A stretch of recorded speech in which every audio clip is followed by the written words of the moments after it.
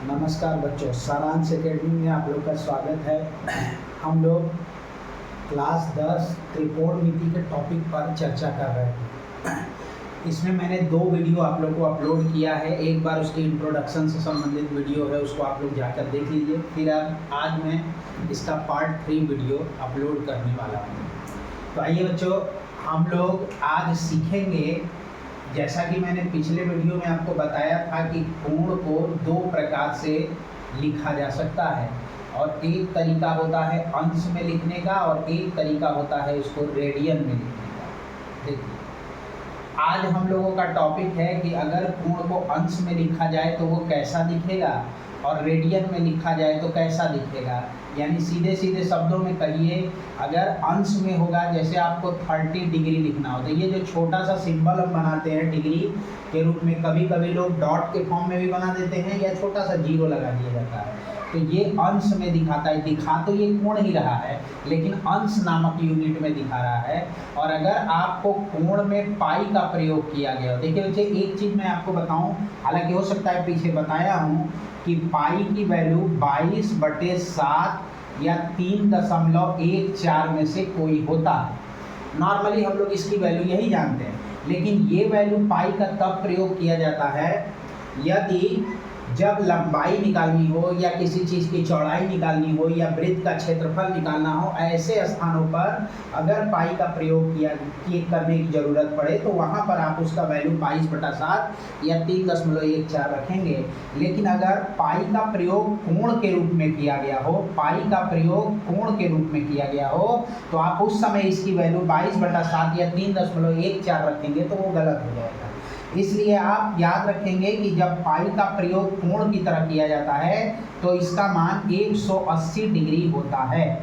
तो ध्यान रखिएगा, अगर आपसे पाई का मान लंबाई, चौड़ाई, ऊंचाई, क्षेत्रफल वगैरह के कंडीशन में पूछा जाए तो पाई का मान 22/7 या 3.14 रखेंगे। परंतु कोण के रूप में अगर पाई का प्रयोग किया गया होगा तो उस केस में आप पाई का मान 180 डिग्री समझिए।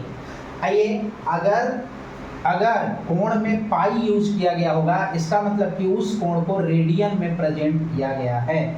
तो आज हम लोग यही सीखेंगे बच्चे कि अगर कोई कोण अंश में दिया हो तो उसे रेडियन में कैसे परिवर्तित करेंगे, और अगर रेडियन में दिया हुआ हो तो अंश में कैसे परिवर्तित करेंगे। तो आइए, आज का हमारा पहला टॉपिक यही है कि जब अंश में दिया हो, यानी अंश से कोण को अंश से रेडियन में कैसे परिवर्तित किया जाता है। अंश से रेडियन में परिवर्तित करने के लिए आपको सीधा समझना है, पाई/180 से गुणा कर दिया जाता है। जो भी मान आपको अंश में या डिग्री में दिया हुआ है उसमें हम क्या करेंगे, पाई/180 से मल्टीप्लाई कर देंगे। इसको आप एग्जाम्पल से समझिए तो ज़्यादा समझ में आएगा। यानी ये भी कोण का मात्रक है, ये भी कोण का मात्रक है। कोण दिखाने का ये भी तरीका है, कोण दिखाने का ये भी तरीका है। लेकिन अगर अंश में आ जाए तो उसे रेडियन में कैसे बदलेंगे, फिर दूसरी टॉपिक में हम पढ़ेंगे कि जब रेडियन में आ जाए तो उसे अंश में कैसे बदलेंगे। तो देखिए बच्चे, जैसे एक सपोज करिए एक प्रश्न है 30 डिग्री। देखिए, जैसा कि आप ऊपर यहाँ डिग्री शब्द देख के समझ जाएंगे कि ये कोण है परंतु अंश में दिखाया गया है और इसे मुझे रेडियन में परिवर्तित करना है। मैंने आपको तरीका क्या बताया कि पाई/180 से गुणा कर देना है।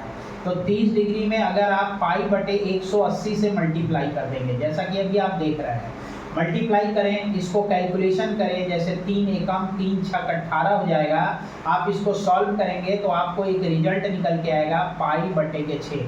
शायद आपको दिखा होगा, 1 से पाई में मल्टीप्लाई करेंगे पाई और 6 नीचे बचा पाई/6। आप यहाँ पर लिख दीजिए रेडियन।